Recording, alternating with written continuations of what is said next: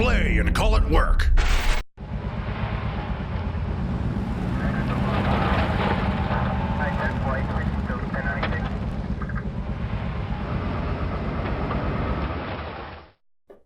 Hey everybody, Matthew here from MiniWarGaming.com, and welcome to this week's Sit and Talk, the show where we sit and talk. You ask me questions, I answer them. And I interact both with people who are watching this live on twitch.tv/MiniWarGaming, as well as responding to comments that were left on last week's Sit and Talk by Vault members, because I want to make sure that our Vault members get a chance to ask questions, even if they're not able to attend live. So if you were watching this week, next week is Josh's turn, except Lee is going to join him, so you can ask Josh and Lee your questions. So if you are a Vault member, then when this is published on Friday, gets published on Friday? Saturday? Then on our website, not on YouTube, make sure you leave a question for Josh and or Lee, and they will get to that next week. So I spend about half my time answering questions from the previous week from Vault members, and the other half for the people who are watching this live. If you're watching this live, the way to ask a question is to put !ask, space, and then put a question. Try not to make the question too long, because for some reason Streamlabs, which is the thing that does the queuing, doesn't let me read the rest of it, although Colin will do his best to help me find the comment if it is long. So just try to keep it short otherwise. Other than that, oh yes, we're going to be doing a giveaway roughly halfway through, of this wonderful box of let's get the maximum glare. Not the glare. Max, there, look at that. Perfect. This wonderful box of nothing but glare. This wonderful box of 3 Tyranid warriors. So you just have to be in the chat about halfway through. I'm not going to promise it's going to be exactly 2:30, but it's going to be somewhere in the middle. And one lucky person here, doesn't have to be a subscriber or follower, will be able to win this. Of course, if you'd like to support us, let me just get this in a nice spot right here. Oh, look at that, so perfect. Then please consider following us, becoming a Twitch subscriber. Reminder, of course, that if you are a Silver Vault member, anything that we keep on Twitch and don't post on YouTube also gets posted in the Silver Vault. So you don't have to become a Twitch subscriber to watch all those extra shows, like right now, the Shrine of Chaos and Chris's painting show every Friday.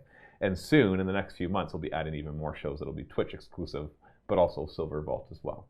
And a big thank you, of course, to those who contribute bits and who subscribe, such as MiniWargamer for Life, who just gave us a bunch of 1 bits. I don't know how many. 5, 10, 25. 50. Is that 25 bits? Thank you so much, MiniWargamer for Life. You are the bomb. So, yeah. Did anybody else subscribe while I was talking? No? No. Okay. Not yet. That's fine. But, yeah, and all that goes towards us being able to continue our live stream, of course. But we're not going to talk too much about that. We're going to get right into answering questions. We'll start with somebody live. So let me just open up my little Streamlabs thing. You should only be able to post 1 question at a time, and then it won't let you do another one. So if this thing works properly, then after I've read your comment, you should be able to ask another question. MiniWargamer for Life, what is your bedtime? That is a good question. I prefer to go to bed between 10 and 11. 10:30 is like that sweet spot. I actually have serious sleep problems. I really do. Had it for a long time. I have restless leg syndrome as well as some other things as well. And so in order to best manage that, you need to kind of go to bed at the same time and get up at the same time. And yeah, so I like, my perfect night would be going to bed between 10 and 10:30 and then getting up around 6:30 in the morning. That doesn't always happen. We play Dungeons & Dragons once a week as a fun little group off camera. And we're up till 11:30, 12 o'clock those nights, and those are bad nights. And then just, whatever else happens to happen. I don't always get to bed. But yeah, so I'm not sure if you probably weren't serious with that question. But yeah, I do try to have some sort of sleep schedule, because it's good for you. If you're going to bed late and getting up late, that's not that healthy. It's always healthier to go to bed early and get up earlier. All right, kids, and everybody else watching. He's gonna dad you guys. I'm gonna dad you guys, yeah. Arcblaze, how are you liking the Dungeons & Dragons campaign? Is it going well? I'm loving it. The Lost Laboratory of Qualish, I have to say, is a very fun module that Wizards of the Coast created. Of course, I modify them heavily every module I play, but you can still tell how good the module is to begin with. The show itself, unfortunately, is not getting the viewership that we want, and so after this season of Heroes of Herrenberg, we're going to be putting any future role-playing shows on hold while we start running events at the bunker and start doing other live streams instead. So we have some different ideas of what we're going to do after that. I'd love to continue doing role-playing shows. I would love to, but there's just not enough viewers, not enough subscribers to make it work. It's a very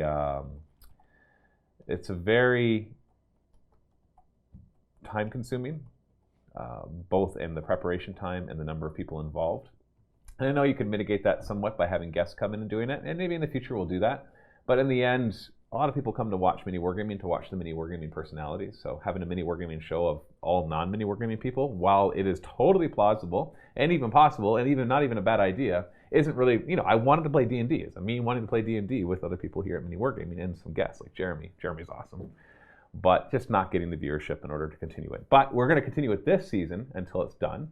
I'm not going to cut it short. We're just going to play it and have lots of fun. And anybody who wants to join us on Tuesdays at 12:30 Eastern Daylight Time is welcome to do so. Although this coming Tuesday, we're not going to be filming. I know on the live show I said that this Tuesday we'd be filming, and next Tuesday after that we wouldn't, but that's opposite now. We'll be announcing that on Facebook. Oh, okay. Because there's a bunch of stuff we have to get done next week, and then the following we actually are free to do it. So, but we'll post that on Facebook. But it's going really well. We're having a lot of fun. This is my first time playing a campaign with only 4 players.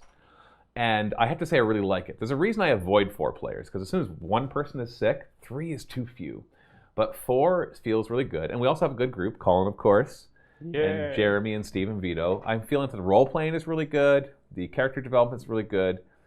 They're working together pretty well. And we're having lots of hilarious moments. So I don't know, Colin, what do you think? How's it going? Oh, I'm having a blast. I honestly didn't think I'd be into the super sci-fi fantasy, but like I am loving it way more than I thought I would. Yeah. Yeah, there's a bit of sci-fi mixed into the Lost Laboratory Coalition. A little throwback to the first module in first edition D&D, which was the Expedition to the Barrier Peaks. It's not nearly as much. If you're familiar with Expedition to the Barrier Peaks, it's actually nothing like it. And it has very little sci-fi in it compared to the original. The original was basically a spaceship. It actually was just a spaceship from some science fiction universe plopped into the D&D universe, and you're playing it as fantasy players going, what the heck is all this stuff?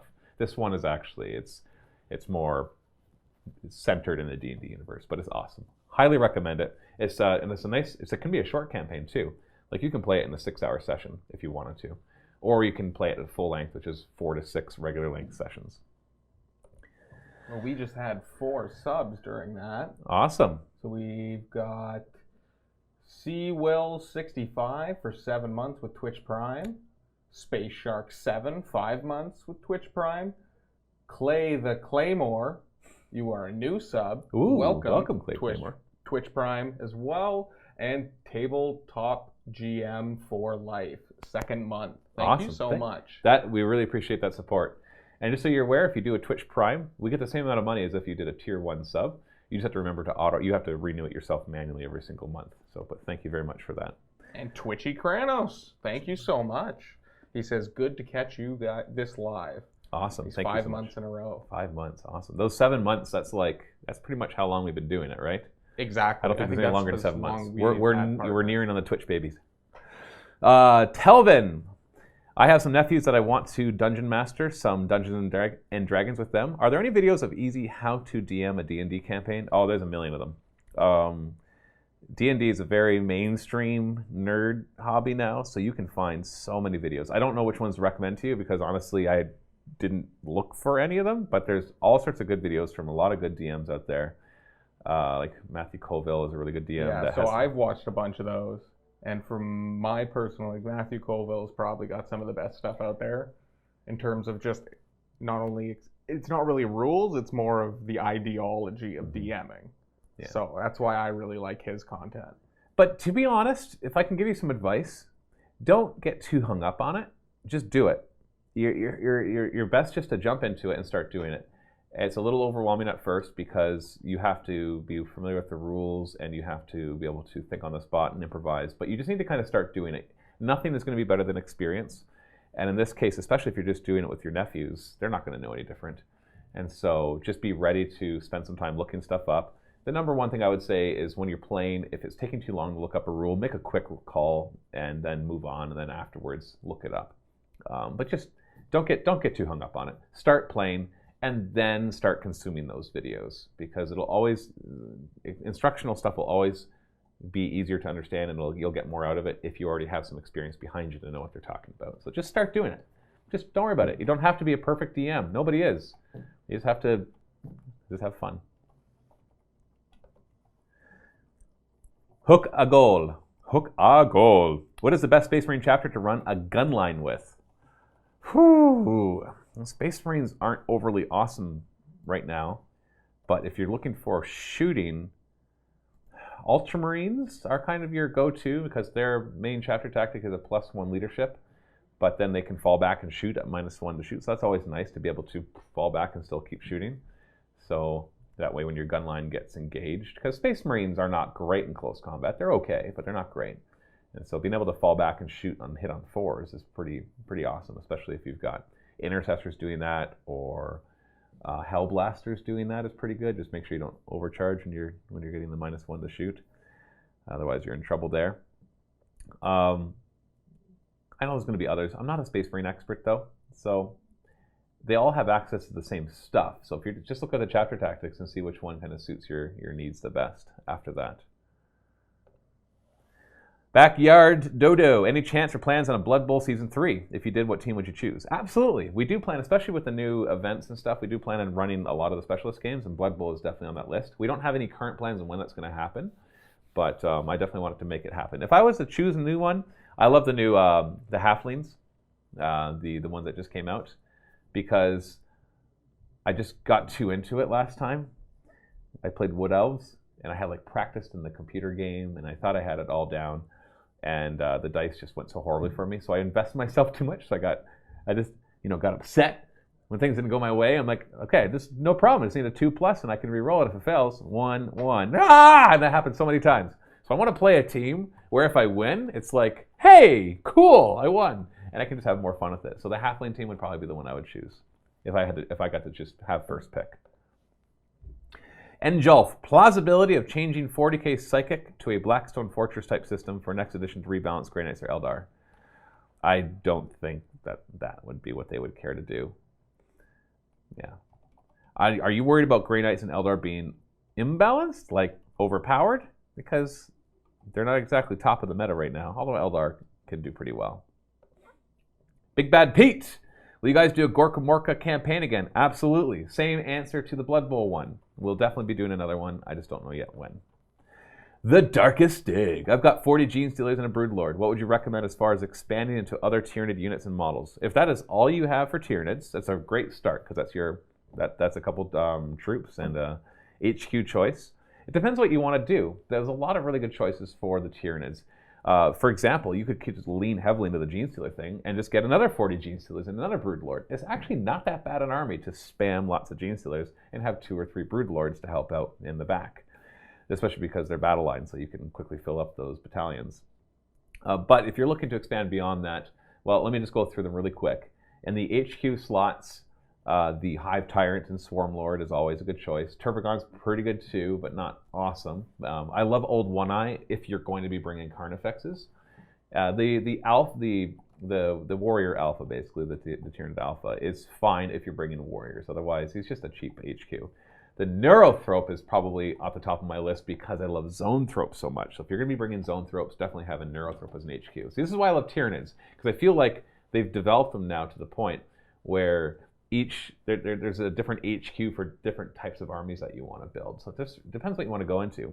On the troop side, Termagants, Hormagaunts are always great. Warriors are handy to have. I never try to build Warriors to be anything more than Synapse, just because they just never seem to have enough of a punch without putting a lot of points into them. I like to put the points elsewhere. In the elite slots, Zoanthropes are by far the best. But it's also fun to throw things like Lictors, the Haruspecs. No, he's fast attack, or is he elite? I don't remember. But yeah, Lictors are fun just to kind of jump around and grab objectives and to harass in the back lines. But by far, Zoanthropes are very powerful that way. And Venomthropes, of course, are great. You don't see me field them very often because I'm not a big fan of just an overall -1, giving my opponent -1 to shoot and stuff. I prefer to give stuff that lets me hit harder rather than things that make them hit me less. And to the heavy support side, I love Carnifexes. I love them a lot. Exocrines, solid choice. Holy cow, they are a good range shooter. Tyrannifexes as well. They're expensive points-wise and probably dollar-wise too. But they have a lot of potential with what they can do. The Tyranids can be surprisingly a good shooting army. and you can also kit them up to be a really good close combat army. So all of these are viable options, plus everything I didn't say. It's really, there's a lot to lean into, so you have a lot of options of what you want to do next. G1 Blaster, bro, do you even praise the Omnissiah? No, I'm not that big. That sounded like a challenge. Yeah, do you even praise the Omnissiah, bruh? When you think about the Omnissiah, bruh?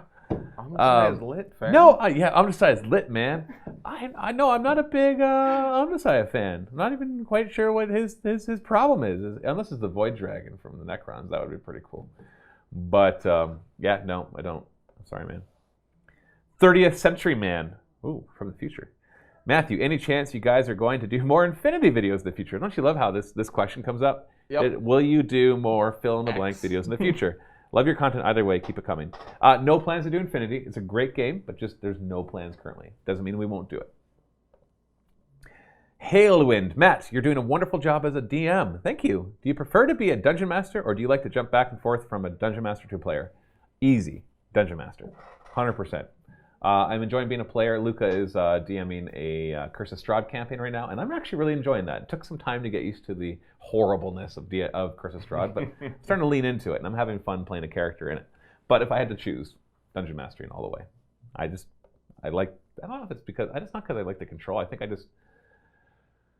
I like crafting. I don't even care about homebrewing. I'll use modules and just modify them. But I love being in control of the story and presenting it to people. I've always been the person in charge of playtime ever since I was a kid. I'm one of 4 brothers. I'm the second. My oldest, my older brother, we're good friends now, but when growing up, he just never really played with us and hung out with us. So it was always me and my 2 younger brothers who were 4 years younger and 7 years younger than me. So the 3 of us were always playing together. And so I was kind of dungeon mastering from a young age, because we'd play Lego and we'd say, hey, this time let's do castle Lego. And so we'd spend like an hour or 2 building castle stuff. And then I'd be the bad guy, and we'd play for an hour with the stuff that we built. And I'd always be the bad guy. There'd always be like an epic moment where they're going to lose, and then they find the weakness and beat the bad guy. And so it's just, and then Dave, we grew up as friends, but he's 3 years younger than me. So it just fell naturally that I would be the one dungeon mastering stuff. So I was always the one getting other people into it. So I've been dungeon mastering since I was a kid. Rarely have I been in anything where I was the player rather than the DM. And I enjoy it. I really do. So right now, that would be my answer. Maddie Viking, do you have any plans to continue with the Deathwatch campaigns? I love the lore of them. Absolutely. We're working on the next, I don't know if I'd call the next one the next Deathwatch campaign, but it's definitely a continuation of the story of the Deathwatch campaign. We've got some really cool stuff coming up. We'll probably start filming that in August. I'd love to start filming sooner, but we're just booked solid with guests, so we really can't. And we have our grand opening coming up, and we're still technically moving. We're in here, but there's still lots of work being done. Fail Goblin, I'm thinking of starting Gloomspite Gitz as my first Age of Sigmar army. Any recommendations on where to start? See, the fun thing about Gloomspite Gitz is they're actually 3 armies in one. You've got your Moon Clan, you've got your, and 4 if you want to separate the squigs out of it. So your Moon Clan Grots, your squigs, you've got your Spider Fang, and you've got your Trogoth. And so pick one of those. And out of all of them, the most powerful is your straight up Moon Clan Grots. And your least powerful, I would probably say, is a tie, or somewhere, probably the Spider Fang. It's hard to say. They all have their strengths and weaknesses, but Spider Fang seem to be hard. Now, you can mix and match them all you like, but I like to lean into a theme. So if you're going to go with, if you're looking for power, go for Grots. Get lots of Stabbas. A unit of 60 Stabbas is really good. Don't worry about Shootas. They don't really do anything. And then a lot of the heroes, you can toss in some support. I love the Trogoths as well. Now, if you're doing the Grots, the nice thing is you can mix in stuff from the other 3. Particularly bring in some Trogoths, Fellwater Trogoths, Ruck Gut Trogoths. All the Trogoths are actually really good. They're fun to play with. Spider Fang is great if you love the idea of having an entire horde of Spider Riders. It's great. The Squig Army is fun. If you're going to do a Squig Army, then just realize that they're not that great. Boingrot Bounders are awesome, as are the Mangler Squigs, especially the Loon Boss on Mangler Squig. And then you got to get a Loon Boss on Giant Cave Squig as well. And then you kind of fill it in with Squig Hoppers and just regular Squigs. But the hard hitters are going to be your Mangler Squigs and your Boingrot Bouncers. But nothing is stronger than a 60-man squad of Moon Clan Grot Stabbas, especially when there's others around, like a Loon Boss on foot, to buff them, because it just gets kind of ridiculous. So those are a few places to start, but there's a lot of options with them. Brown Dog 40, what do you think the next new Age of Sigmar army will be? Well, I know that they're working on updating the Sylvaneth battle tome because they've had some hiccups there. I have no idea what the next new one will be. I've always said that I wish that they would do a new Free Guild Age of Sigmar army where they wrapped in lots of stuff, but let me think. They could bring Bretonnians back and just like mutate them and have them like riding like Pegasi, or maybe even turn into centaurs, or I don't know, but I don't think they'd do that. I don't know, have they been hinting at anything? I thought they're looking at like more Seraphim and stuff too, but I'm not sure. I really don't know. It's hard to say. Inquisitor Wilhelm, got any plans for a potential Apocalypse video soon? Not yet. But there's, they've been talking about doing a new Apocalypse rule set, so we're kind of holding off to see how that's going to be. But there will be one next Friday, the big Horus Heresy one that Luca played. Oh, right, Luca played a big Horus Heresy Apocalypse game, so that one will be coming up with soon. some Titans. Yeah, lots of Titans. Yeah, I forgot about that one. Yes. Sheep Nuts, Matt, I challenge you to a battle report August 6th. We already replied to that. Oh no, we replied to Aaron. So we're beginning in contact with you there, Dan. Corn Puff, if you can't live stream, will you at least keep the sit and talks? Oh, I'm not saying we're not going to live stream at all. I'm saying we're not going to do role-playing game live stream shows. We're going to do other shows instead. Catfish, do you think 40K is going through some bloat at the moment? Always. Every game, as soon as it's been out for more than a year or two, gets bloated. That's just, I don't mind bloat. I really don't mind bloat. I want you to keep giving me new ways to play the game. The bloat that 40K had felt like it was having at the end of 7th edition that I didn't like it was a disparity between like how flyers worked and how vehicles and monsters worked and all that. 40K I think is still fine. I like Age of Sigmar more right now at the moment. I think that's just because there hasn't been a faction release for 40K that has piqued my interest in the past little while. Gaza 288, Matt, what's the most disgustingly overpowered model for points you've ever faced? In Age of Sigmar, it's usually somewhere in Grand Alliance Death, but it's usually a synergistic thing. It's not one model. It's usually like 40 skeletons with necromancers, that kind of thing, where they just don't go away, or like a bunch of ghouls with the crypt ghouls with the courtiers who just keep bringing tons of them back, that kind of stuff. 60 Stabas is actually surprisingly very good. I don't know why they have a 4+ save against shooting, and then you get -1 when they hit them in close combat. So they're actually disgustingly powerful right now. But if I had to pick one thing, I would have to admit that probably the Hearthguard Berserkers for the Fire Slayers take the cake right now. Ridiculously hard-hitting, ridiculously resilient. They just, they're points for points. They probably will hit the hardest out of everything right now. Arkham Hero, Matt, first, do you think you will start painting with the contrast paints? I don't know. We'll see. I don't have any desire to. They're cool, but I still don't think it frees up enough of your time. Yeah, time is still time, right? But it can save you time if you have no time anyway. I have so many. You have to understand the enormity of stuff that's painted here, and I don't have any personal interest in painting miniatures, and so it's not like on the side of my free time that's what I'm going to do. I have a lot of other things I want to do with my free time instead.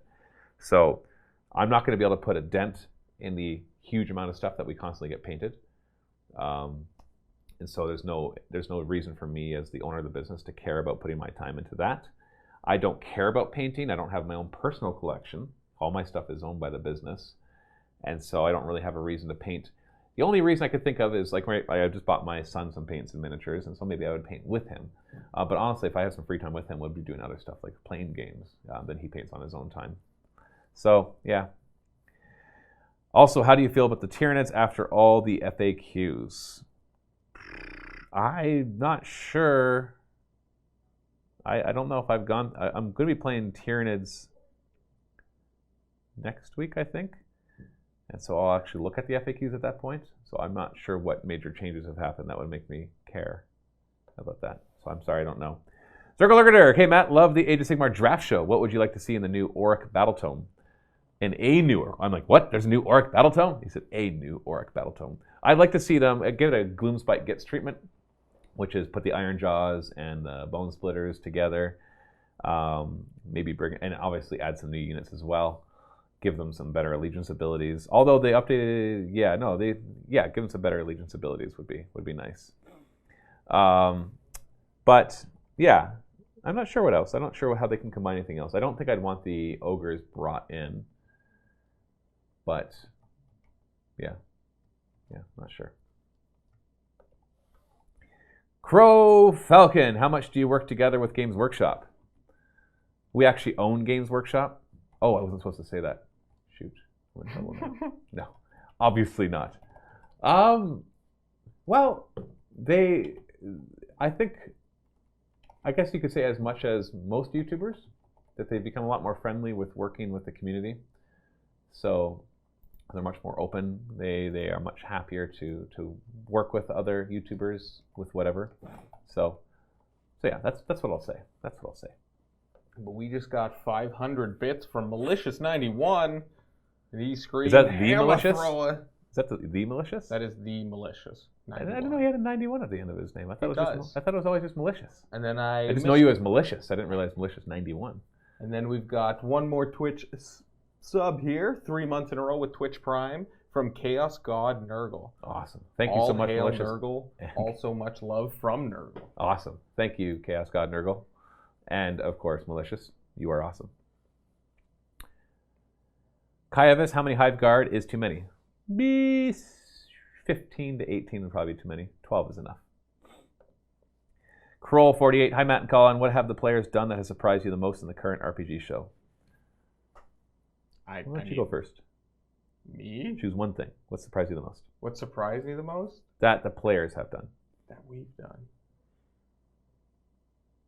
All right, I'll go first. Yeah, there was one of the episodes, probably the third episode in, I want to say, where there was really good interaction between Jeremy's character, Brother Rin, and Vito's character, Mrs. Dettwater, where he really kind of pulled out her backstory, and it had a very emotional conversation, it felt like, and I really liked that. That surprised me that we got that deep into some real stuff rather than, just all the joking stuff. So that surprised me. I mean, pleasantly surprised me. I guess now that you say that, like, I watched this Tuesday's episode again. Right. I watched your spoilers because not everybody's I know. And so there was something that actually I was able to do that I was surprised in myself, I guess. So I don't want to give anything away, so just watch it. You might find out. I'm trying to think what part you're talking about.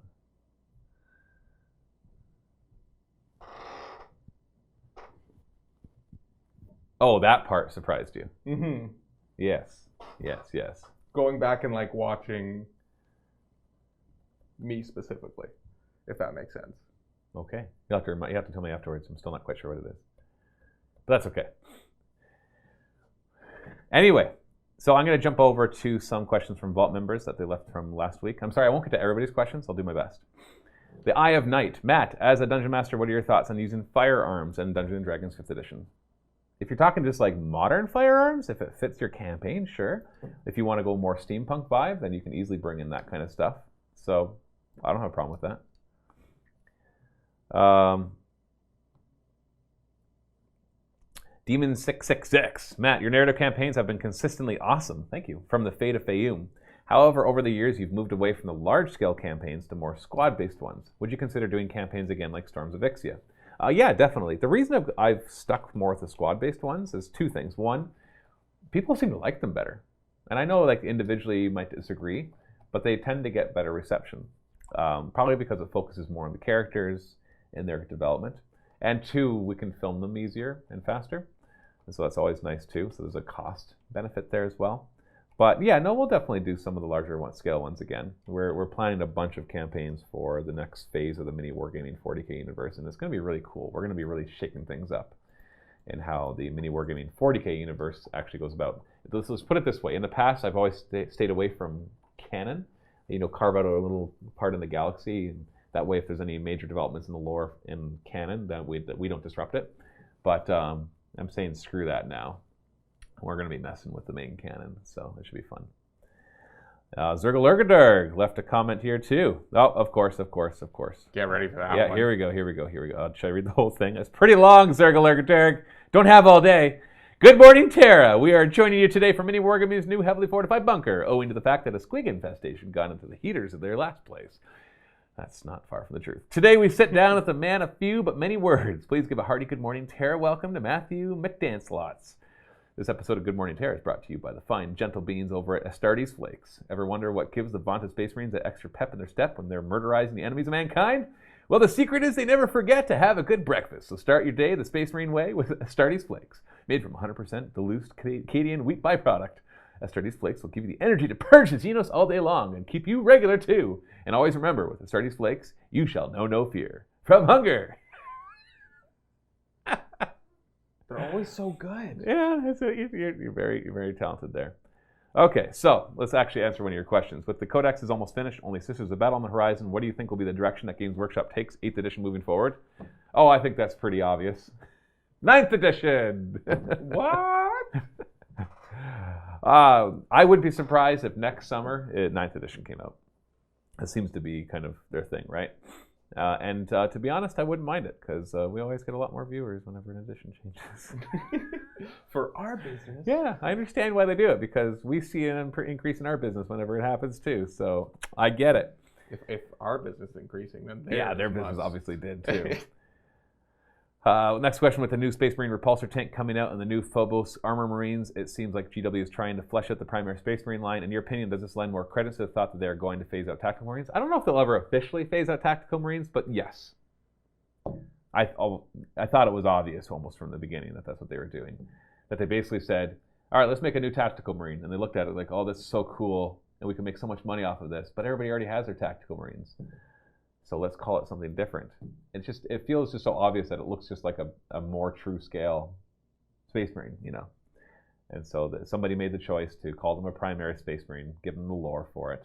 I could be totally wrong. It could have been the lore came first and then the models, but I'd put good money on the fact that the models happened first, and they wanted to basically phase out the old models and get people to rebuy their Space Marine armies.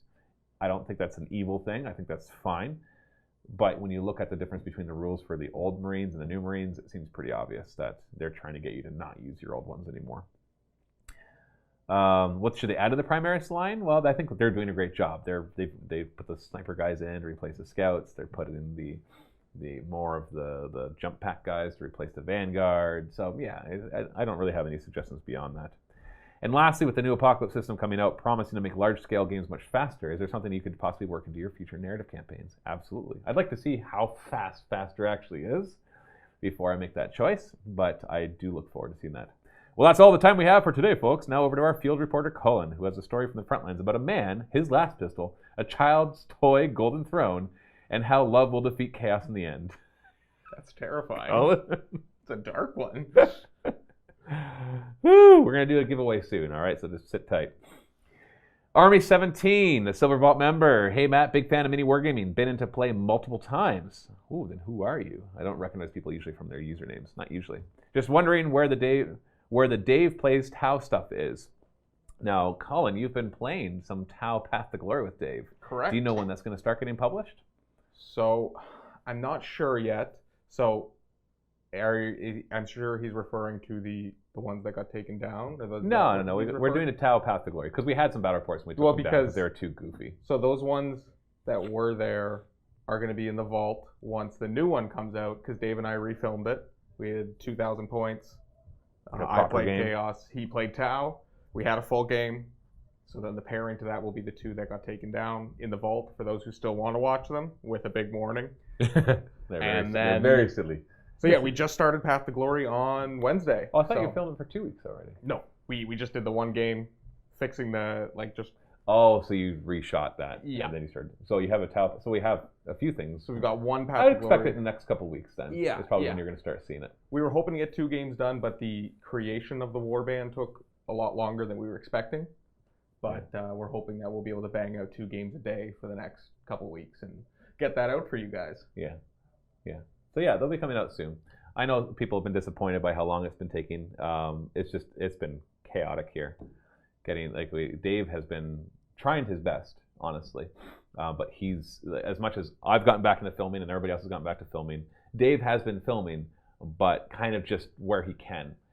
because he's been taking care of a lot of the stuff to keep getting the bunker ready. So him and Josh have been working super hard on that. So he's taking it seriously, and he really does want to do it. So we apologize that it's taking this long, but he really is working towards that. Okay.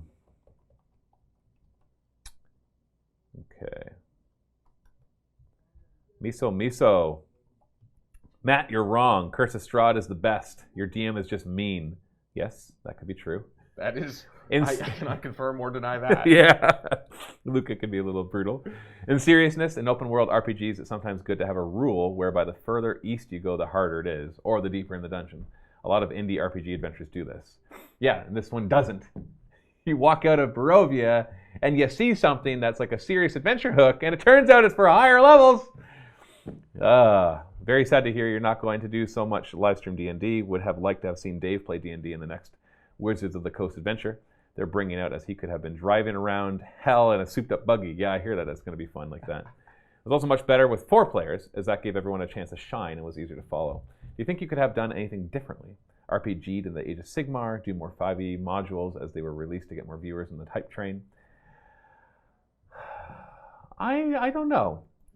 I have, my instinct tells me that if we want to break into the RPG market, because it is different than the miniature wargaming market, as much as there is overlap, we've got to do more than the live stream.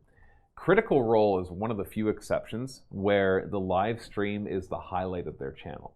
I've watched a lot of other D&D related channels, and they post a lot of discussion videos and rules discussions or animations about spells. And most of those channels, almost all of those channels, also do a live D&D show, because that just seems to be in style right now. Everybody wants to do a live D&D show. And when you look at the views of their videos, the live D&D show is a thing that gets the least number of views out of everything they do. So I have this feeling that if we really want to get into covering games like Dungeons and Dragons, we've got to fully cover it, not just a once-a-week D&D show. I just don't think that's what we got to do. There's a lot of competition out there. Unlike miniature wargaming, we're not the first into doing it. Not that we were the first to do miniature wargaming videos, but you know what I mean. Like we were there near the beginning. So if you look at all the channels who are currently posting anything to do with miniature wargaming videos, there's only one other that I can think of that is older than us in posting videos. Now, I could be wrong, but that's all I can think of. Whereas in this case, getting into D&D, as much as we have an existing miniature wargaming audience, that doesn't mean that they care. Let me just put it this way. Just because, and you could even say, well, most miniature wargamers are interested in role-playing, and that is correct, but most miniature wargamers also eat. That doesn't mean we're going to start selling food. And so because the people have different habits of where they go for different kinds of content or different kinds of products. And even though they may love MiniWargaming, let's just assume that somebody loves MiniWargaming, that doesn't mean that they go there to order their pizza. Now, that's an extreme situation, because obviously Dungeons & Dragons is much closer to our market than pizza is. But it's still the same idea that people have already developed habits of places they like to go. It takes time. You have to invest time into any TV show, movie series, book series, any new type of entertainment to get to know the actors, to get to know the characters, before you can truly enjoy it a lot. And so far, we've just kind of jumped from campaign to campaign. We haven't done anything super long. And so you could, even if you're following MiniWargaming regularly, we're only a few episodes into our current one. So there's a longevity thing there as well. So I don't know if there's much different we could have done, because we just don't have the manpower to do much more with it right now. But I do want to return to doing role-playing games and making that a big part of MiniWargaming. But we just need to get going with the bunker first before we can really seriously consider that. And what happened to the MiniWargaming Diet Keep Fit Club? You were eating pizza on stream the other day. Oh, I know, right? How dare Almost like, how dare you? How dare you? Yeah, I don't know. Whatever. I just deleted the Weight Watchers app off my phone the other day. But have you read The Solar War yet? No, I haven't. Please remember to review the Warhammer Kids books. Yeah, that's right. I do need to do that. I actually have one of them at home. Or both of them at home. And then you had another comment saying, okay, more questions just for fun. 1, please reconsider getting MiniWargaming staff to play video games on Twitch. We'll see. 2, if you do more D&D content at some point, could you try some indie D&D adventures? Yeah, that would be fun. 3, how's the draft gaming going? It looks interesting. Did you play Dota 2 Auto Chess or MTG to get inspiration for this idea? Well, the inspiration came from playing Warhammer Age of Sigmar Champions. It has a draft one on their app as well. But yeah, it's not a new format. I knew it from Magic the Gathering as well.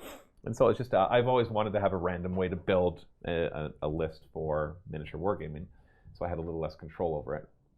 And so it became not so much about the list building, but about what you try to do with whatever you're given. And so yeah, it came from that. So and how's it going? Well, we already had a little mini campaign film just between me and Corey.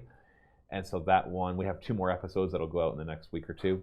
And tomorrow, actually, I'm starting to film a new one. Me, Steve, David White, and Ben. We're going to be filming a 4-player one. And so Sweet. That'll have 1, 2, 3, 4, 5, 6, 7, 8 games in total.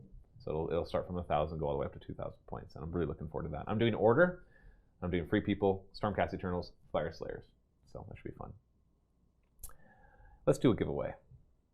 Shall we? Feels appropriate. Well, we're at 240, right? So I said about halfway through, and it's already past halfway through. We got a good 130 people on right now, so this seems like a good time to do it. So to participate in the giveaway, in case you were not familiar with this, be on the chat right now. Get there now. If you're not, make sure you are logged in. Or if you don't have a Twitch account, make sure you sign up for one right now. What is going to happen... Hold on. Why do we have an active timeout? We're going to do keyword. That's what it is. So I am going to tell you a word. In order to enter, you have to post this word in the chat. The word it's not case sensitive, but it needs to be by itself. No exclamation mark before it. Not used as part of a sentence. Just the word. If you do it more than once, you're disqualified. The bot will automatically disqualify anybody who enters more than once. So that's all you have to do is put the word in. I'll make sure it's a simple enough word so you can spell it. It'll be a word on here somewhere, so good luck guessing it beforehand. And yeah, that's it. That's all you have to do. And then I'll give it like a minute or 2, and then we'll randomly select one person. And it doesn't matter whether you're a subscriber or a follower. You can be brand new. It's not. I'm not going to give extra luck to anything other than everybody who's there. So no capes. Yeah, no capes. So it's not warrior. All right. So stop putting.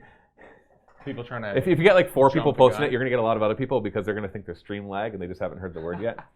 So let me just put the word in.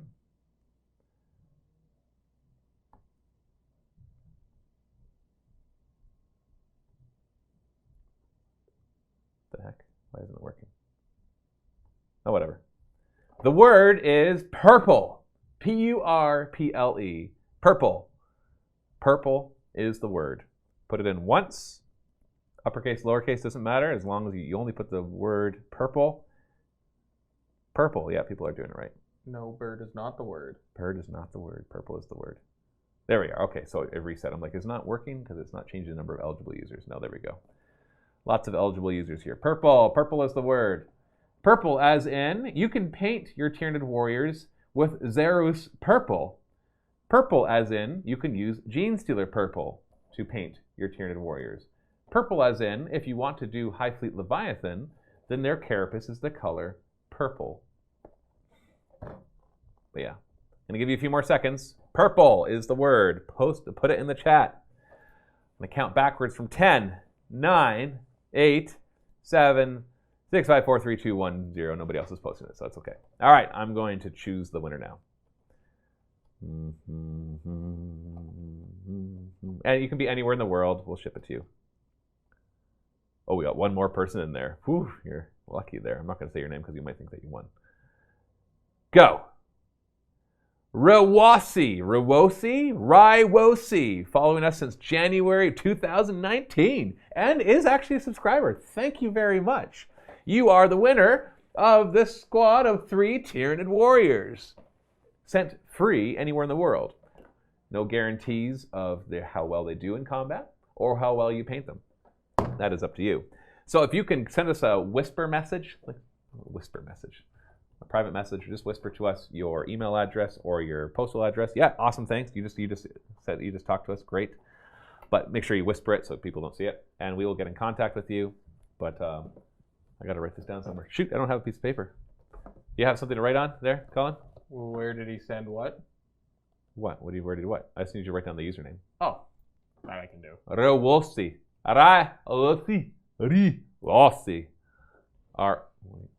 Yeah, come on, I gotta get back to questions here. Hurry up.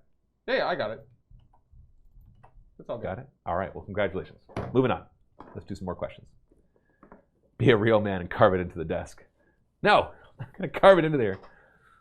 Why does that make me a real man? That's so Here, weird. you want to slide it over and I'll Whee! There you go. find something to stick. All right, let's see if there's any more vault questions asked. The Danish Viking. I recently did a wargaming changing discovery, at least for me. In the 40K, the Maelstrom missions are by far the ones I enjoy the most. And I've been wondering, why do we not have something similar in Age of Sigmar? Turns out there is. I know, right? They actually do have it too. On the core rulebook, there are 36 missions that are battle strategies. Why Games Workshop has not made cards available like they have in 40K is beyond my understanding. I think the difference is because when the Maelstrom missions came out, they were the awesome missions. Whereas Age of Sigmar has done a really good job making really good missions that are not Maelstrom. Because it used to be that Eternal War was you scored at the end of the game rather than at the end of each turn, and Maelstrom made it at the end of each turn with a bunch of random objectives. But now, even in 40K, the scenarios have you scoring every turn, which is a much better system of playing a game because it means that just destroying your opponent does not guarantee success. But I've been thinking, especially with the upcoming General's Handbook release, that's going to give us a bunch of new stuff to do. Probably my beat map bat reps, I'm going to walk away from just regular pitch battle stuff and start leaning more back into the stuff that you don't see as often. Not that I won't do pitch battle, but I mean I want to try more of the open war stuff, more of the narrative play stuff. With their new 1,000-point system coming out, I'd love to try that. And lots of other stuff too that they'll be having in that new book. So I want to try just playing it not standard, because we play a lot of standard stuff. I'm sorry, my eyes are itchy. We play a lot of standard stuff with 40K Age of Sigmar, so it's nice to see the non-standard stuff as well. That's why I'm doing the draft campaign, because I get tired of playing the same way. So I always appreciate being given new ways to play. MiniWarGamer for life, 500 bits. Ooh, thank you, MiniWarGamer for life. You are awesome. Gibbo James. Matt, any chance that you would take up a little painting now that the contrast paints are available? Okay, I think I already answered that question. So I will not probably be painting very much. And Big Mikey. Hey, Matt, can you tell us about any upcoming events at the bunker, or what can we maybe expect in the coming months? Well, we're currently planning 2 events for September, one beginning of September, one at the end. Dave is preparing one, and I'm doing the other. Dave's is going to be a very private and personal event. It's going to be him running a campaign. I think it's a Resident Evil Warhammer 40K campaign, and it's just going to be with 4 or 5 people, and you're just filming with him. Each person takes control of one character, and you get to film with him all week, have meals with him all week. So it's a very personal event. I'm going to be trying, I'll be publishing this probably next week. We're just getting the last details in place, to do a Kill Team narrative campaign set in the MiniWarGaming narrative universe, looking for like 16 players. The trick, here's the hard part, it needs to be during the week, during the day, which really restricts the number of people that can come in. But I'm trying to see if it works, if we can get enough people to travel, come in for the week, and participate in this campaign. So it should be a lot of fun. Get some of the games filmed in studios, other games against other participants as well, and actually have it really narrative driven. Going to really be pushing everybody to bring custom Kill Team warbands and really go to town with backstories and painting. And so I'm hoping that'll work. I'm just curious if I can find 16 people who can come in for an entire week, 9 to 5. We'll have other events running in the evening as well. Like we're planning on doing a D&D campaign during that week, so some of those people could participate in that as well while they're here. Some painting classes with Chris, and just general gaming at the MiniWarGaming bunker while you're here as well. So that's what I'm looking for. So Dave's doing a more personal one, and that's on purpose. That's by design. He's doing one that's only a few people. I'm doing one that's a lot of people. We're trying to see, so the one with a few people will cost more, and the one with more people will cost less, but needs a lot more people to run properly. So we're trying to see which kind of events people are going to go for. In both cases, we're not going to have a lot of lead time. It's only about 3 months away. So that will make it harder for certain people to sign up for them as well. But we just got to start somewhere, right? So that's our current plans of what we're trying to do. We just got 500 more bits from Dr. Vulcan. Oh, Dr. Vulcan, himself. Of course. Contrast paints, very excited for those. And then B. Mauser, another 500 bits from you as well. Wow, you guys are awesome. Thank you so much for your support. You have to understand that right now we're doing live streaming at a loss. So all these bit donations and people that are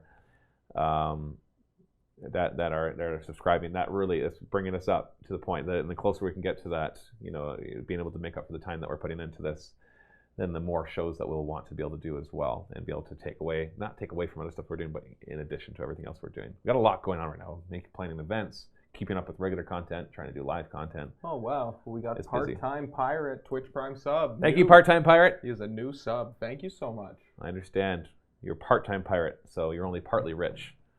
One day you can be a full-time pirate. Okay, let's answer some more questions from the chat.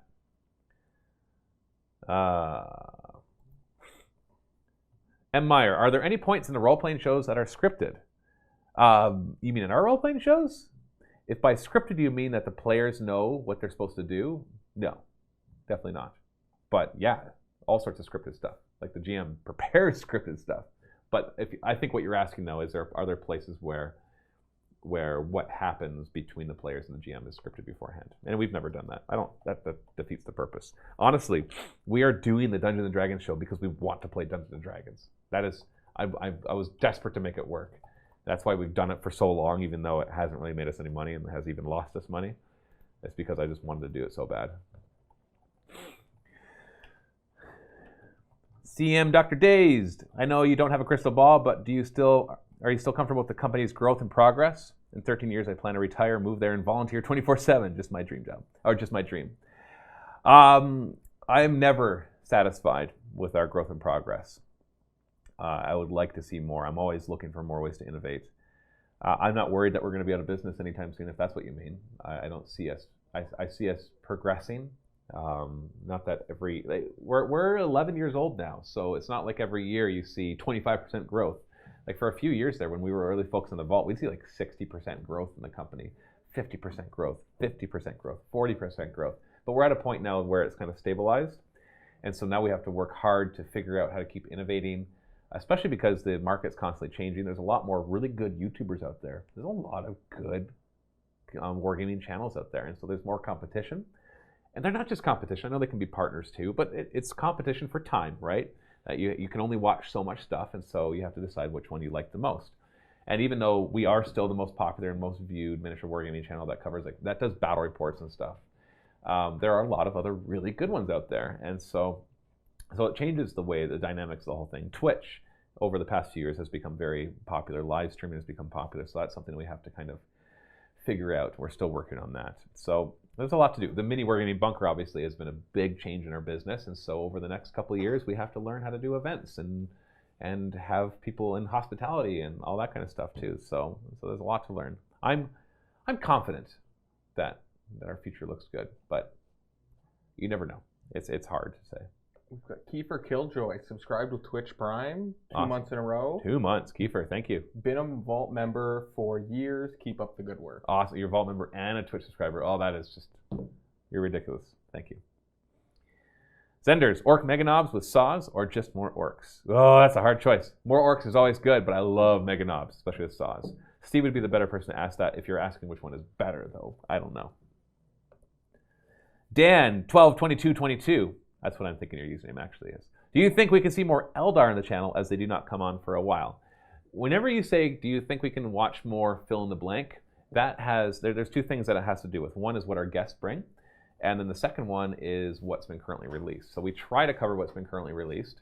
Now 40K, it's been a little while since there's been anything super exciting, and so we can kind of play whatever we feel like, but I'm not going to tell the other content producers what to play unless it's a new release. So I wouldn't say, okay, Steve, people are asking for Eldar, let's put out more Eldar.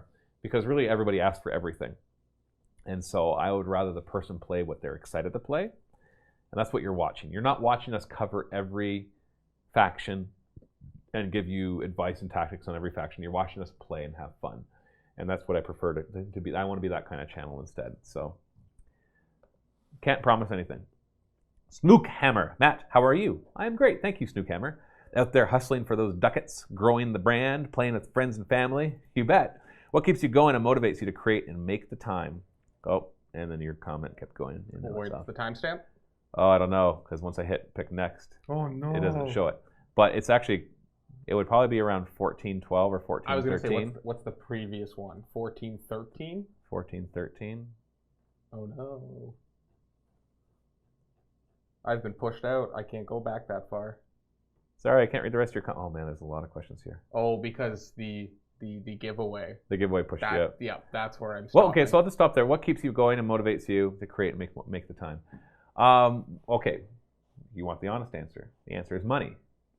I grow the business because, and what motivates me is seeing growth. I get demotivated if I do a show and it doesn't get a lot of views and doesn't make money. I'm trying to make a living here. Honestly, I love Warhammer. I love miniature wargaming. But if this wasn't making enough money, I wouldn't continue it as a passion project. I'd find something else to make money. I have 4 kids. They're ridiculously expensive. Holy cow! And so that's always driving me is how do I continue to provide for my family? Now, having said that, I get super excited to play new things, and so I get bored really quick. If I have to do the same thing more than a few times, I get bored really quick. So I appreciate Games Workshop's rapid pace of always releasing new stuff because it keeps giving me new things. So that motivates me a lot. It's just new releases. Having an audience to watch obviously motivates me, trying to figure out what they like and what you like and how to get more views and the right comments. But I'll be honest, it's a business to me. This is a business. It's business first, pleasure second. And so when I analyze, I dig through numbers and data, I try to find the trends and what people are wanting. I look at competitors, other channels, try to figure out what's working for them so I can incorporate more of that into us as well. I'm an analytics kind of guy. I love numbers, very mathematical brain. And so that drives me a lot too, just to figure all that out. So, but I enjoy all the different aspects of the business, but that definitely drives me the most. So we've got some more subs now. Goodness. So we've got 3 new gifted subs from Dr. Vulcan. Awesome. Thank you so much, Dr. Vulcan. So that's Wife of the Wargamer. Isn't that Holly? Throwlash Gaming. I think that's my wife. And CPTS Pasmo. I think he chose them randomly too, right? She's happened to be in chat. Yeah, Wife of a Wargamer. I'm pretty sure that's Holly, my wife. As soon as I saw it, I smiled. And we've got one more from Dozor211290. Tier 1 sub, first month. Thank you very much, sir. Yeah, is Wife of a Wargamer Holly? Yeah. It is. Because she actually left a question. Okay, I'm going to jump to your question. She gets priority. It's just her question doesn't feel personal, right? If you could play any other Dungeons & Dragons campaign, which one would you do? Do you think you'll ever do a long campaign at work? Well, I think I've already answered that second one, that we're going to kind of be shelving doing more role-playing games in the future. I'd love to do a long campaign at work, though.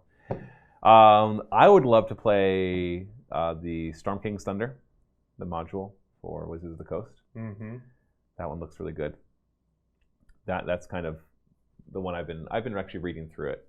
I avoid reading the modules because I never know which ones. That's my problem. Is I want to read all the modules, but I don't want to because then. What if we? Well, have you read some of the Storm King's Thunder one? No, but I want to. Yeah, no, I own all of them. I have all the physical books for pretty much every single module, but I do not open them and look at them because I only look at them once I know I really want to do it or if I'm going to be doing it. Exactly.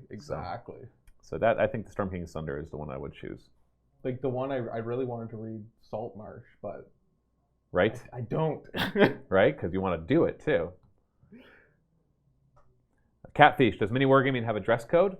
Not formally, like not a policy in place. Nobody's forced us to need to do one yet. That's really what it comes down to. Yeah, as soon as somebody comes in inappropriate clothes, we'd have to create one. But over the 11 years I've been in business, nobody's shown up in just a Speedo, for example. That would instantly, I would like, they'd walk in, I'd say go home, and I'd write an email to everybody saying, no, you can't just show up in a Speedo. So no, we don't have dress code. We obviously it's casual. We just go casual. Don't look like a slob. Well, I don't even know if that's always the case. Zergalurgadurg, how excited are you for Steve's next Chug-a-Mug? Next question. He's not doing them anymore. At least I don't want him to. I do want him to, but I don't want him to. Schwegel von. I don't know your name, man. I'm sorry. Do you think classic vampire counts will make a comeback in Age of Sigmar? No. Split from Nagash, Abrash, etc. Okay, like, no. I don't. No. I don't think so. No. We got 500 more bits from Slightly Immortal. Slightly Immortal. He said. So we have a part-time pirate. We have somebody who's slightly immortal. That's great. And he said, I quit playing 40K after 2nd edition, but y'all dragging me back in. Oh, I am sorry, and you're welcome. I thank you, or like welcome to you, but sorry for your wallet. Yeah, sorry for your wallet. 30th century man, 3.6 Röntgen per hour. Not great or not terrible. I feel like I'm missing context. I'm hitting pick random, so maybe there was something to go with that. Boomer 45678. What did people build with the lifting stage on your bunker? Oh, that's just, yeah. They're just working on the facade. So they're still working on it. So they're just like putting the caps around the windows, putting up signage. They were fixing the bricks, and now they're actually covering the side with to make it look like a bunker. So, yeah, I think there was some pictures posted yesterday of like they posted some pictures, but there's a lot more work to be done. Oh, for sure. Greater good. Matt, do you think Tau will ever get some kind of common unit, not character, dedicated for close combat? Maybe with like pulse pistols and close combat weapons? I don't know, man. I don't know. Do they need it?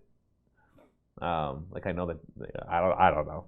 I just don't know. Sorry. Hook a goal. What ally should I run with my Imperial Guard gun line? It's Imperium, so you got a ton of choices. Throw in an Imperial Knight, Titan, or a little Space Marine detachment. But if you're asking tactics, I don't know what the best thing to do there. Attack Gypsy. Matt, I'd really love to see more done with the Crimson Fist chapter. The lore, what little there is quite interesting. Yeah. I can't say I agree. I don't know enough about their lore.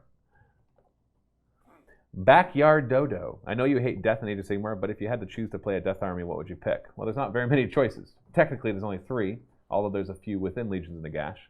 Night Haunt, probably, because I just think that they look really cool. Having an all-ghost army is really neat.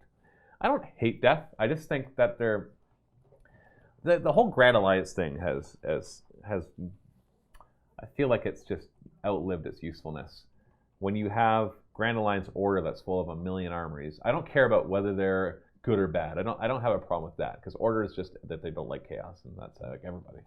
Then you got Chaos with a lot of armies too. And then you get Destruction and Death. And Destruction has the potential to have a lot of armies. Death, it just seems like it's one army that's been split up as much as they can. Not that it doesn't have the potential to be in more armies. I just feel like just throw away your Grand Alliance thing, all right? Just don't worry about this whole Grand Alliance thing. Nobody needs that anymore. You have your allies, and just work with that.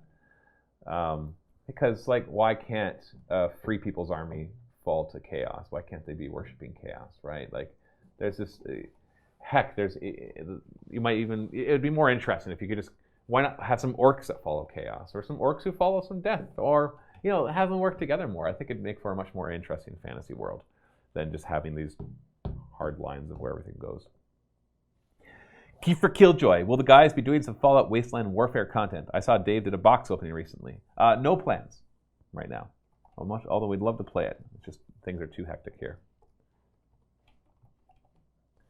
Chaos God Nurgle. Do you have a room specifically for Nurgle when he comes to stay? Well, we have the Chaos room, but I don't know if you'd like it because it has all 4 Chaos Gods in there. But we could always just like tell our cleaners not to clean a bathroom for a few weeks before he comes, and then he could stay there, hang out in the urinal. It's pretty much the same thing, right? Yeah, that's kind of that's his dig, right?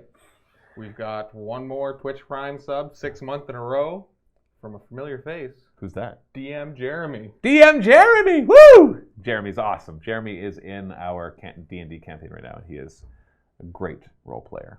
He's adding a lot to it. So thank you very much, Jeremy, for your support. Kaligi Jr. Have you guys done any videos talking about how you and Dave started MiniWarGaming in its early days? I think I've done that like 150,000 times. I'm not going to explain it right now because we're already over time, and I just want to kind of crack through a bunch more questions because there are more here. Did you want to close the question queue? Yeah, I guess. Close. Because there's really no point. There's so many more. So yeah, I'm not taking any more questions. Sorry. Yeah, I don't think I'll do that right now.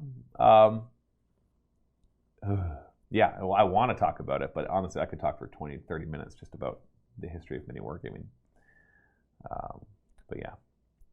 I mean, that's actually something I've wanted to do and make like a really nice one for our channel at some point. Especially with the new place. Well, I was going to be talking to Colin once the new place is 100% done, like in the next month or two. Mm-hmm. I was going to be talking to Colin about making some really nice professional videos. One, of course, as like a tour of the place. Yeah. Not just a walkthrough, like, hey, we're walking through, but like a much more compiled tour. Another is like advertising videos, right? But another one would be like a little history of MiniWarGaming. Mm-hmm. I don't want a full-fledged documentary because we're not that impactful a company to just some need a more documentary. Polished than our and that way when people ask, you can be like, hey, just look up that video. It's it's informative and it'll tell you everything you need to know. The Darkest Dig. Are you excited about Baldur's Gate 3 or are you excited about Baldur's Gate 3? I actually never played the first two. Steve keeps trying to get me to do it. I got the app Baldur's Gate 2 not too long ago, and I couldn't figure out how to play. It was so complicated. Maybe I'm just getting old. See, I mean, I played it with Steve, the first one, and that was my first experience, and I feel like without Steve, you would have not figured it out. I would have. It's an older game, so they don't hold your hand nearly as much as newer definitely games do. The mechanics of it are not like Diablo or the other ones, and you see it's kind of why those ones were more successful. Well, they're more mainstream, right? Yeah. Like even though the games like Baldur's Gate 2 are probably better games, there's a lot you have. Like I said before, you always have to invest a certain amount of time into a new TV show, movie, or entertainment thing before you can get the best enjoyment out of it. And unfortunately, the way to make the most money is to decrease the amount of that time. Mm-hmm. But it also can often, not always, decrease the depth and interestingness of said game. Hence the Fallout. For me, it's like the Fallout series progression. I played Fallout 2 first, and it had very in-depth character development, but more like the way the dialogue system, the quest system worked. Fallout 3 comes out. I love the first-person aspect of it, but it kind of dumbed down things, and it just keeps getting. Fallout New Vegas kind of got better, and then Fallout 4 took a big downward step for that. I love Fallout 4, by the way. I love how big it is, and I can go and create settlements and all this stuff, but it just feels like the RPG aspect of it has kind of been shot down. You just look at the speech system, right? Like, do you want to do this quest? Yes, no, yes, sarcastic yes, and no, but I'll come back later and say yes. Or usually there's like a little speech challenge to get an extra 100 caps to do the mission, that kind of thing. So yeah. So I haven't really got into it, so I'm not actually excited for Baldur's Gate 3. Not because I don't think it's good, but because I don't know. I don't know enough about it to be excited. Mm-hmm. Scalagram Brunwick, how often do you work directly with Games Workshop? Well, what do you mean by directly? Like, just sending them an email and them replying count as working with them directly? They haven't hired us to do anything, if that's what you're asking. But obviously we cover their stuff and we interact with them. So I don't know what you mean by working directly. Like collaboration and that kind of stuff. Thorough Lash Gaming, Matt, how he types with boxing gloves on.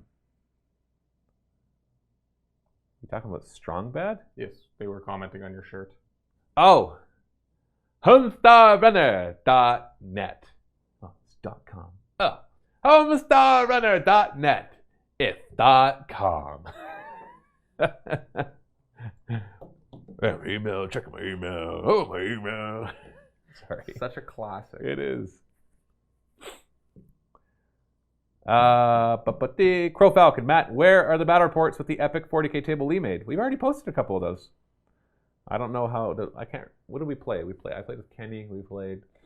Was it Harlequins? Harlequins. So yeah, look for a Harlequins battle report because we don't do a lot of those, and you'll probably find it. I might be able to post it in chat if that helps you. It won't help anybody watching this on YouTube afterwards. Way to think about our YouTube viewers, they're calling. Well, it's going to help the... Such a Twitch snob. 101 people in Twitch chat. Ooh, we still have over 100, eh? Uncle Servo, Matt, any thoughts regarding what orc units to field against Space Wolves? Honestly, Space Wolves aren't that great right now, and orcs are, so whatever you want. Tabletop GM for life, what is your favorite kill team? I had a lot of fun playing the Aberrants when I played with Dave. I don't think I have a favorite right now, though. I don't really play Kill Team a lot right now, although I'm getting back into it so we can do the event. And there is Luca. Immortan Joe 3. Here's a crazy question. What kind of camera do you guys use to film your battle reports? I'm a big fan of them. Sorry, I missed the ask. All right, so... Do you have one handy? You don't have an extra one here? No, actually. Well, we can just tell you what it is. Yeah. Like we use a few different kinds. Oh, right, like the one we're using right now is a Canon XA30. But I wouldn't recommend that because you can get a Canon So they're Canon, Vixia, G8 or HF G40s. Right, that's currently what we use. The one that everyone except for Dave is using. Dave has a much more expensive one because he's trying out to see what kind of difference it makes. It looks so much better.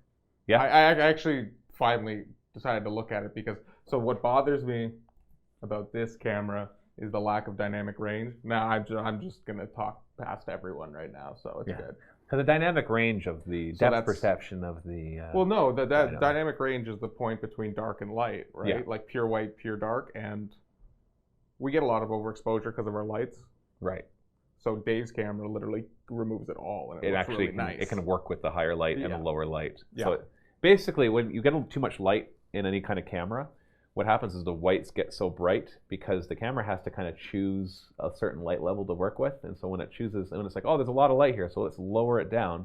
So any areas that are dark can lose all of their detail. So when you don't have a lot of light, then the opposite can happen. Even just the glare on your forehead, right? Or on your arms, because you're closer to the light right now. Right. Versus if you pull them back, they're not as bright. And then you move them forward, they get more overexposed. Right. Whereas in real life, when I look at them, you don't really notice the difference.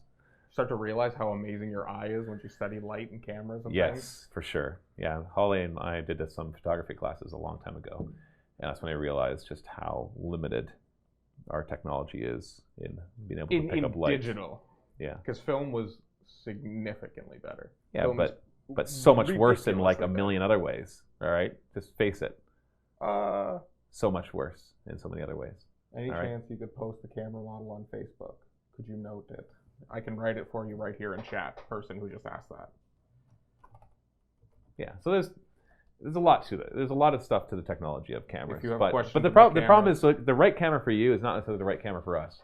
Yeah, if you have any camera questions, you can always send me an email, cullen@miniwargaming.com. This is what I like to talk about. Yeah, he's big into that kind of stuff. The thing is, what it comes down to is there's no perfect camera. The camera that's right for you is the one you can afford. As honestly, if you're just getting started, buying a cheap camera is okay. I'd be more worried about the audio if I were you. 100%. Than the video. You have crap audio, it doesn't matter how good your camera is. But if you have really good audio, it can make up a lot for a bad camera.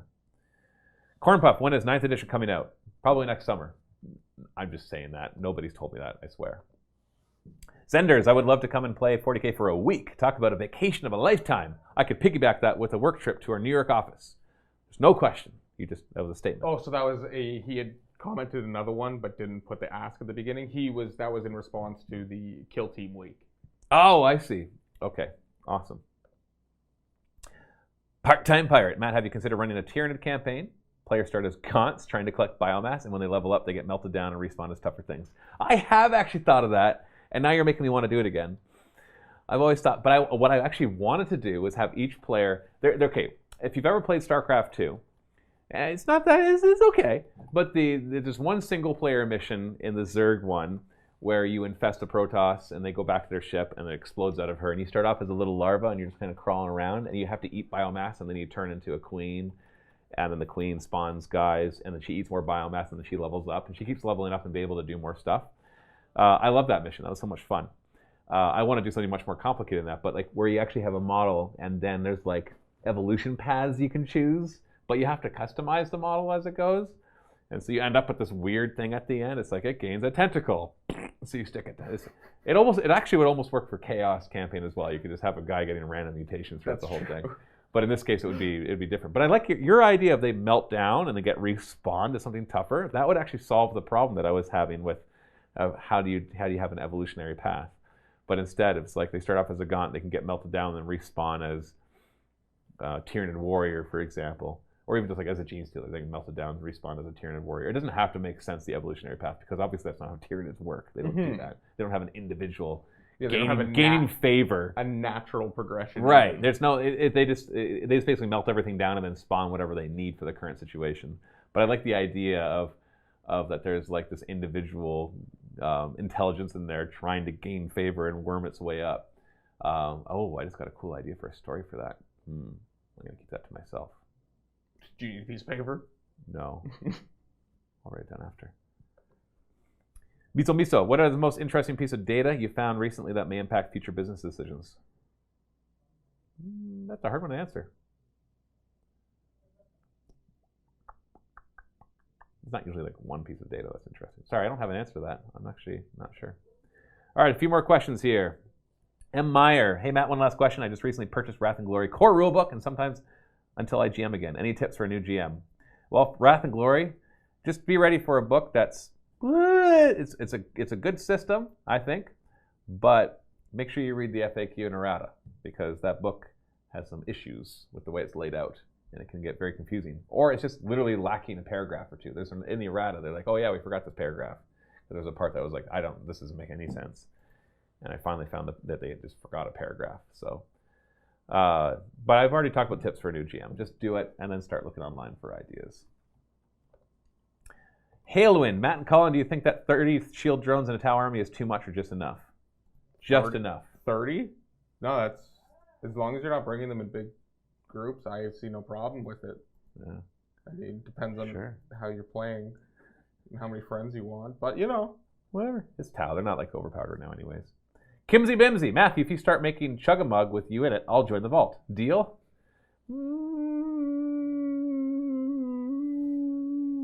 We'll see. DM Crab, where can I find out what the rates are for the bunker rooms? They're not posted yet because they're not done yet. So we'll post those. Make sure you follow us on Facebook. We actually created a new Facebook page for the MiniWarGaming bunker. So we'll post more often there about stuff for the bunker. It's if you just go on Facebook, search for MiniWarGaming bunker, you'll find it. It's at MiniWarGaming bunker. Malicious. That is 91 at the end. I've never noticed that. I just need to use malicious. Dear Strongbad, how do you type with boxing gloves on? Yeah, I remember that. CPH 007. Other board games would you cover? Example, Alien vs. Predator board games or Boot Actionable. Not planning on covering board games right now, so no plans there. I'm actually almost through all the questions after I actually closed the queue, and that somehow worked. Kimsy Bimsy, Matt. Oh, I already answered that one. Did it not disappear? Wait a second. I'm hitting pick random, and it's just like, I just keep seeing new ones get thrown in there. MiniWarGaming for life. Now that you're in the bunker and have more studios, are you looking for more content producers soon? Hashtag hire Kenny. Not yet. Not yet. But I wouldn't be surprised if the next 6 to 12 months we'll need to hire a couple more. We've got some bits. We've got 200 from Dr. Vulcan, because notice your wife, Matt, you missed her bits. Because Holly's saying that she donated 500 bits, and I can't see them. I can't see them. Why are you wasting her money?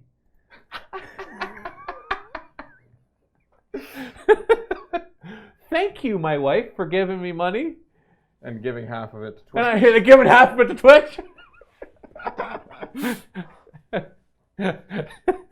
It sounds so bad. Like, I appreciate everybody else doing it, but it's like here, let me take money out of my wallet, rip it in half, and give it to myself. Did she really get bits? I just don't see the notification, that's all. And I went searching through, but I don't see one. And then I checked our activity feed on Twitch here, and I don't see anything. So maybe it wasn't her. Unless it didn't come through Streamlabs, was it? But then it wouldn't have been bits. Yeah, it wouldn't have been bits then. All right. Andrew Octobeard, will you do an on-camera kill team again? Those Tyranid warriors sound like a good Gore band choice. Yeah, definitely. We'll be filming a lot more kill teams soon. G1 Blaster, any interest in the Bloodborne tabletop game? What's the Bloodborne tabletop game? Is that... Well, it's Warcry is the one that's coming up for Age of Sigmar. Okay, well that's exactly what I thought. So yeah, I don't know what that one is. Blood, sorry. What? I don't know. Captain Spasmo, did you ever imagine you would be doing something like MiniWarGaming when you were younger? Nope. I thought I was going to be a computer programmer. That was my aspiration. And that is the last question that was in the queue. Thank you so much, everybody. I feel like I deleted one of the questions by accident, but I'm not sure. I can't see it now.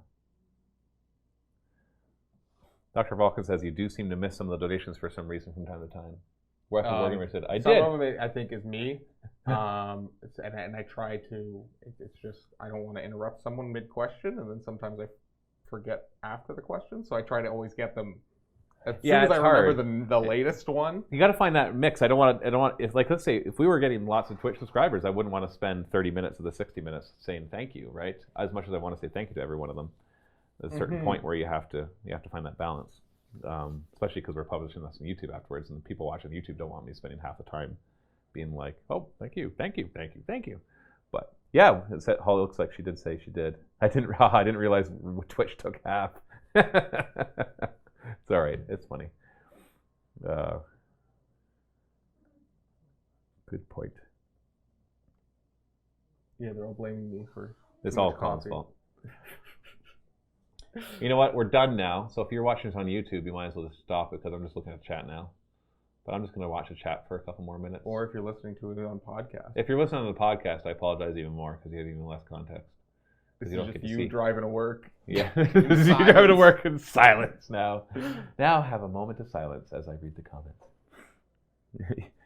You peasants on YouTube get. No, I'm not. That's what I'm saying. I love our YouTubers.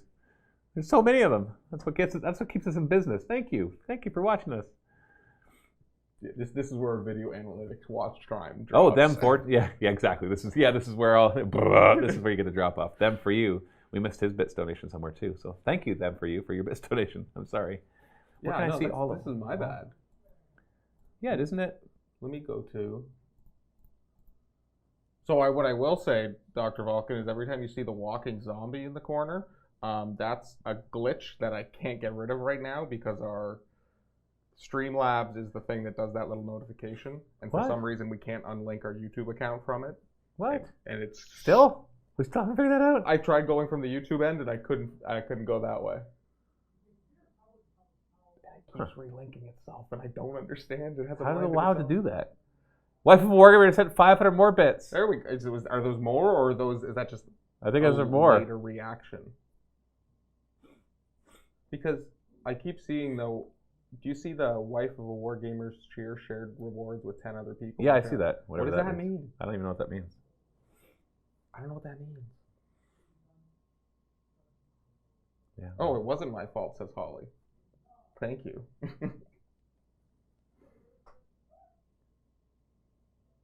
What? Maybe she hadn't clicked to share the fact that she did the bits? Yeah, I don't know if it's the sharing or... Oh, I did it wrong first is what she's saying. Oh, okay. And so after I told her that we would lose money, she did it anyway? Double down. Yay. Yeah, see, like I'm looking at the activity feed right now. Gifted sub bits. Let's get rid of hosts, raids, followers so I can see the stuff easier. There we are. Yeah, are you looking at the activity feed? Yeah. Yeah, like Dr. Vulcan gave another 200 bits. Gave another tier 1 sub to somebody. DM Jeremy. Yeah, so we're just back to where you had. Yeah, so I don't see them for you if you donated bits like you said too. I don't see it in here. Do you have the choice to not publicize it when you donate bits? Is that an option? I don't know. Because definitely that extra cheer bar is new. Yeah, I haven't seen that one before. Well, thank you so much, everybody, giving donations. In Gaza, now 2 months with Prime. Thank you so much. 4 seconds ago. I really appreciate that. Yeah, don't forget, if you do Twitch Prime, you have to resub yourself every month because they don't automatically assume that you want to. And if you do have Amazon Prime or Twitch Prime, you do have a free sub you can give, and we get the same amount of money as a tier 1 sub. So it's a great way to show support without costing any more money. What? We get an anonymous cheerer who gave 100 bits. Anonymous? So I guess you can donate them anonymously? Yeah, that was Dr. Vulcan. It has a little ghost. Them for you. I put an ask before the queue is closed and it didn't end up in the queue. Like I said, I accidentally deleted one question, but I didn't see it. I just clicked a button and I'm like, oh shoot, I clicked it twice. So, ask your question then for you. I'll wait. I'll answer it. Oh, I got it here actually. Have you heard the rumors that Tomb Kings might be released or re-released? I have not heard those rumors. In brackets, at least the newer kits reused from the new faction. Do you have a Tomb Kings army at MWG? We have an old one that's still in square bases. It'd have to be rebased, but yeah. So I have not heard any rumors of it re-released. 500 bits from Slightly Immortal to make up for the last 50% from Wife of Wargamer. Thank you so much. But what I really need is another 1,000 on top of that because Dave owes 50% of the business. So Twitch takes half of it, and then Dave takes half of it. That's not even actually how it works because really rent, lease, hydro, and paying all the employees because apparently they want to be paid to be here. I thought they'd be here just for the love of the job. People on YouTube would sometimes comment saying, you shouldn't be trying to make money from this. You should be doing it for the love of it. I try to tell it to my employees, but for some reason that doesn't really fly, that they want to be paid. I try to tell my landlord, hey, I'm just here for the love of it. I shouldn't have to pay your rent. You should be given the building for the love of it, right? Isn't that how business works? For the love of it? Yeah, that's why everyone does what they do, right? Yeah, right. McDonald's should be like, you know what? There's a lot of hungry people out there. Let's just give them free hamburgers. I mean, they love hamburgers. Yeah, they love hamburgers, right? We're passionate about it. But thank you, Slightly Immortal. You are awesome. As are you, Dr. Vulcan, for giving your 136th gift sub in this channel to Tarkin Rex. Just, there are no words. I eat for the love of it. Yeah, right? True. You should be able to go to a restaurant and be like, why are you charging me for your food? You should be cooking because you're passionate about cooking. Isn't that a basis of a utopian society? It says too much coffee painting? That everybody just does what they for the love of it? The problem is, what if nobody loves farming? I can't imagine many people. I love farming. Yeah, I love farming. I'm not saying people don't love farming. I'm just saying if you had 1 million people that all of a sudden were told, you can do whatever you want. There's no more money in this thing, and everything you do just contributes. So if you're like a farmer, then your stuff goes in, and a central thing will then distribute it. We also got a $15 donation from Grim. Oh, Grim, thank you.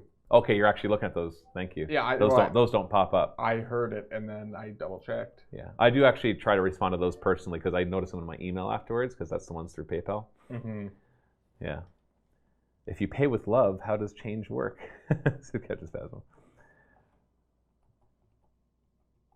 Oh, is Holly leaving? Got to go pick up the kids. Oh, yeah, it's 3:26. Yeah, go pick up the kids. It's been fun, though. Thanks for watching, Holly. She's actually been watching our live streams more, like the RPG shows and stuff. It's fun. Ooh, them for you. Another 500 bits. Thank you, them for you. Or maybe that's the 500 bits. Either way, you're awesome. Thank you. Anybody have any more questions? I don't want to just keep saying, hey, guys, give me more bits. That's not why I'm staying. I'm staying because there's a bunch of people chatting, and I'm having fun. I do have to go back and keep getting ready for our draft campaign tomorrow, but there's still 80 people here, so yeah. Any questions? Not seeing any. Any plans for later live streams? It's hard to catch you guys from Australia, says Tarkonex. We work 9 to 5 Eastern Daylight Time. No plans right now. Man, what happened? Snowcamera, Matt, what happened to the campaign with the Nurgle infected Nids? I don't remember seeing it. You don't remember seeing it? Oh, I put that up a long time ago. Do you know what the name of that one is? Yeah, that's the Tyrus incident. Now, the original campaign for the Nurgle-infested Nids never got published. It actually never got created. But I did end up using the Nurgle-infested Nids in the Tyrus incident campaign, which is actually quite old now. Darkest Steak says, any chance you'll do the draft where you roll all your dice first and then pick from your options? I don't know what you mean by that. The way it works is you get 3 options and you pick one. Then you get 3 options and you pick one. Then you get 3 options and you pick one. Grimjaw, how long do the cookies I send y'all last? Like a day or 2? I said 3 days-ish is like max. Yeah, it depends on the cookies. Some of them, like all the cookies you send are good, but some are better. And the better ones, well, they go faster. But yeah, none of them last very long here. I would love to play a Path to Glory campaign, says Andrew Octobeard, but it sounds like a lot of models are needed. A regular Path to Glory, not so. You can use that as like you can actually use Path to Glory to do a slow grow. But ours, the draft Path to Glory, yeah, you need a big collection. So, Silver Draconian, Matt, how many more D&D sessions do you expect to do with the current adventure? Any ideas on what to do after that? I don't know exactly how much longer. I'm guessing we'll be done in about 4 or 5 more sessions. That's my guess. Could be sooner, but could be later as well. The plan after that is just to not do more D&D and just focus our attention on other live stream shows and other things. Like, for example, the week that I want to do that event, for that Kill Team event, there's going to be 4 studios filming Kill Team the whole time, and one of them will be the live studio. So from Tuesday to Friday, 9 to 5, there will be Kill Team coverage. So there'll be 12 live Kill Team battle reports through that week. So that's the kind of stuff I want to do. I'm going to be running events and filming stuff at the same time. So So it means that we won't have like the same thing every week, but we're trying to come up with ways to have more live stream shows going. Throwlash Gaming, I do agree. Peanut butter is pretty darn tasty. I eat it every day.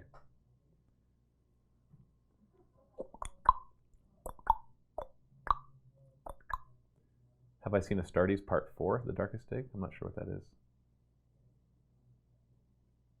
You know what Astartes Part 4 is? No. I feel like in order to see Part 4, I need to see Parts 1 through 3 I don't even know what those are. Captain Spasmo, is there any UK candy the staff like? I am not familiar with what is unique in the UK for candy. Are Tim Tams from the UK? I have no idea. I don't know what comes from the UK. Oh, you need to watch Astartes. I actually don't know what it is. Flakes? Dr. Vulcan says, the only thing I have to add is that PBS Eons has a great YouTube channel full of interesting facts on dinos. Okay. All right, I'll check it out.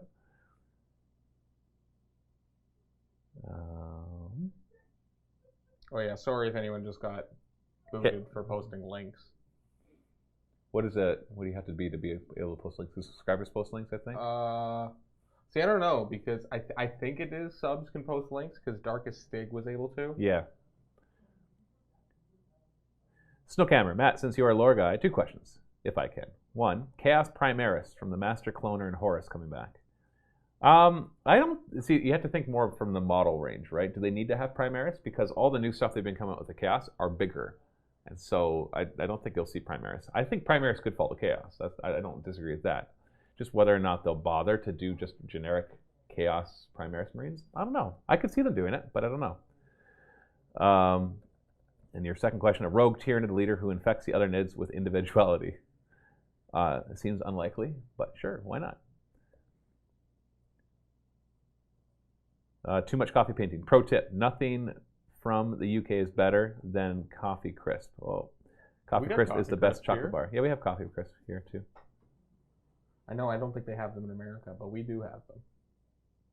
Live reaction to Astartes Let's Go. The latest one is only 2 minutes long. Oh, is it like a YouTube series, Nergal Probe?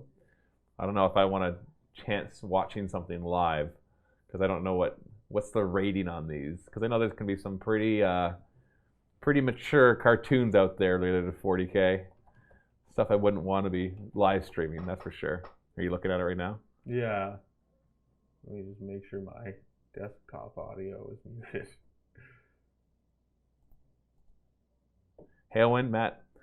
How well do you remember your old battles? I would like to have a rematch narrative battle with you now that we both have codexes, Meat Grinder, Nids versus Tau. Depends on the battle. There's a lot of them. Does it look more serious? Oh yeah, I can actually see. Interesting. I'll have to watch that after. It looks like it's very well animated. Darkest Sig says it's like PG-13, like some gore, nothing too brutal. And I'm more thinking of the cartoons that come out that are very, very R-rated because they're just full of sex jokes and swearing. Like the little heavy, indie made. Like heavy swearing and nothing but sex jokes. It's like, yeah, it's pretty funny. Yeah. Proper Space Marine animation. Well, I'll take a look at it afterwards. I actually do have to get going. I realize it's 3:30 and I still have to finish prepping for tomorrow's campaign that I'm doing. But thank you so much for joining me and sticking around, 77 of you. Wow. Sticking around here to just kind of blabber on about nothing. Remember, next week is Josh and Lee, so if you have any questions for them, either join them live, or if you are a Vault member, when this gets published on Saturday, you can go into the one on our website and leave comments there for them, and they will make sure to get to those. Thanks for joining me this week. We'll talk to you soon. Happy wargaming.